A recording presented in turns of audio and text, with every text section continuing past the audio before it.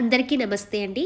నేను చాలా పని చేస్తాను, చాలా కష్టపడతాను. అయినా కూడా నా దగ్గర ధనం ఉండదు అని చాలామంది అనుకుంటారు. కష్టపడినంత మాత్రాన ధనం ఉండదండి.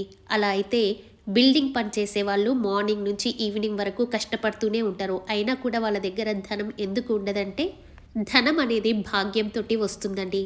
ఆ భాగ్యాన్ని మనం ఎలా నిర్మించుకోవాలి అంటే దానం చేయాలి.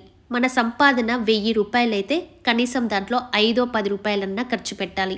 ధనానికి 3 గతులు ఉంటాయి. ఒకటి భోగము, దానము, నాశనము. దానం అనేది మనం ఏ విధంగానైనా ఇవ్వవచ్చు. ఇంటి నుంచి బయటికి వెళ్ళేటప్పుడు ఒక కుక్కకి బిస్కెట్ ప్యాకెట్ పట్టుకొని వెళ్ళటము, లేదా ఇంట్లో మీరు చేసిన వంటలు ఏదైనా ఒక ప్రాణికి తినిపించటము, లేదా మీరు ఎవరికైనా ఇప్పుడు చలికాలం కాబట్టి బెడ్షీట్లు అలాంటివి దానం చేయటము, ఎలాంటివైనా చేయవచ్చు.